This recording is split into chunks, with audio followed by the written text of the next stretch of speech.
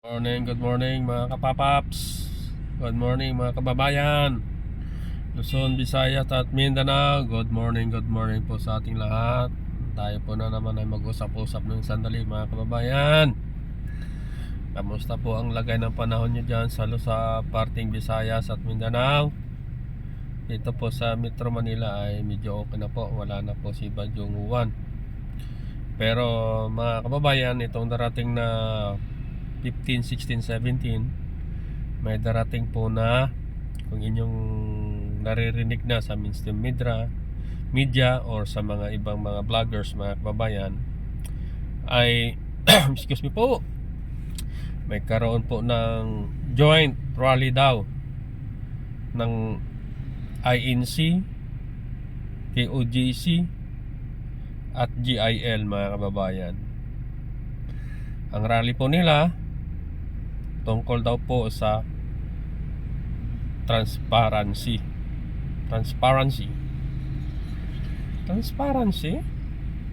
Ganun?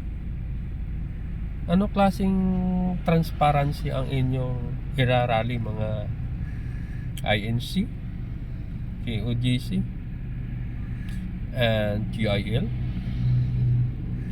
Yan si Joel Villanueva may kaso niya sa ombudsman. Nagulat na lang tayo lahat, ni-reverse, nawala. Asan ang transparency doon mga kababayan, mga kapaps? Comment down below dyan mga kababayan, nasaan ang transparency doon? Si Escudero, diba, nagbigay ng isang diamond ring. Ang tindi mga kababayan. Alam nyo bang halaga nun? $1 million. $1 million mga kababayan. So magano na sa peso natin? 58 million pesos mga kababayan. Tapos ang salin 19 million. Nakakatawa naman mga ito mga kababayan. Where is your transparency? Nasigaw ng sigaw ito sa Escudero. 18 million salin mo? Ha, keso? Chisi Caldero 18 million. O, isipin nyo yun. INC, KOGC and GIL. Think about it. At ito naman si Bongo mga kababayan. Magulo daw ang bayan natin, magulo daw ang Pilipinas. Nang panahon daw nila ay tahimik, wala daw gulo. Siyempre kontrolado nyo. You control the government, even the constitution, even the law. You control ang inyong poon na si PPPRD. Yes, meron nagawa si Digong, di natin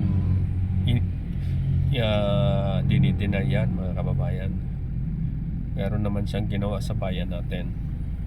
Marami rin ang nakinabang mga kababayan.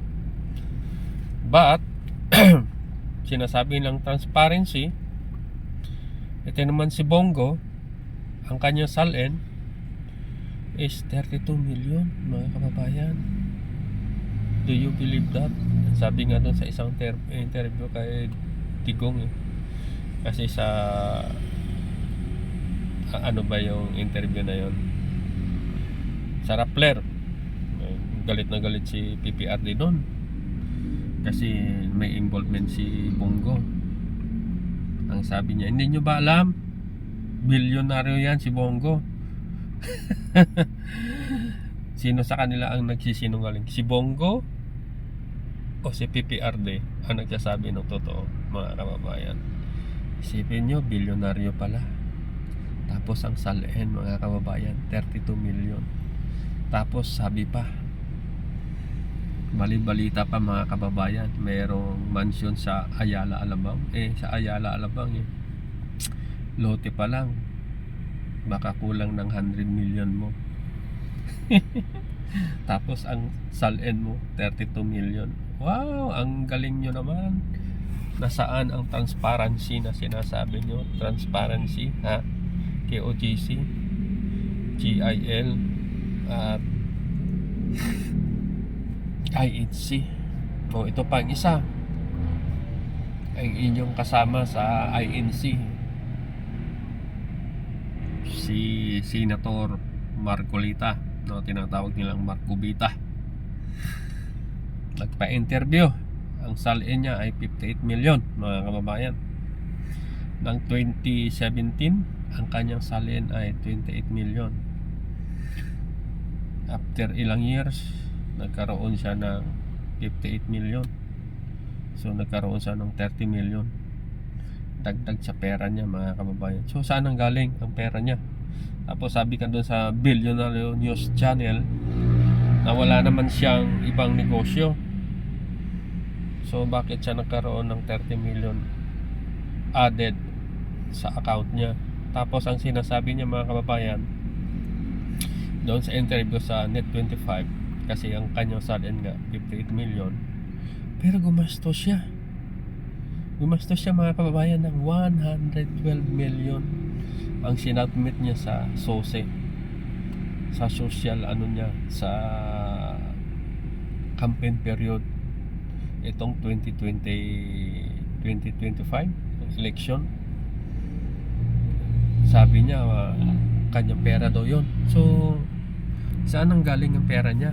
Kung sa kanya pera yon na 112 million, wala naman daw sa ibang negosyo, sabi sa Billionaire News Channel, mga kababayan. So nasaan ang sinasabi niyong transparency, mga kababayan? Tapos magrarally kayo, magjo-join force kayo against the government, dahil kailangan nyo ibaba si PBBM para pagtakpan ang inyong mga kawalang hiyaan, para pagtakpan ang inyong katiwalian, para pagtakpan ang inyong mga kabalastugan ng ginawa sa bayan natin. Ginagawa nyong walang alam ang taong bayan, ginagawa nyong palagatasan ang taong bayan dahil sa inyong personal interest, dahil sa inyong nakakuha kayo ng power sa gobyerno, kaya patuloy nyong tinatakpan ang katotohanan. Yung impeachment ni Sara Lustay, pinatagal ni Escudero. Ngayon na naman, magrarally na naman kayo dahil sa transparency. Magsisigaw na naman kayo nga transparency. Kayo nga, hindi kayo transparent Gusto nyo lang pagtakpan ng inyong mga nagawang kapalastugan sa bayan natin. Kasi gusto nyo iupo yung poon nyo para mapagtakpan ang lahat ng bagay na ginawa nyo sa bayan natin. Yan ang totoo, mga kababayan. Kaya maraming salamat po dahil meron tayong isang pangulo na naninindigan, inalabas ang katiwalian, lalo na sa DPWH, at hindi lang sa DPWH at maraming pang iba. Pero grabe talaga itong DPWH. Typhoon ang pagnanakaw, mga kababayan.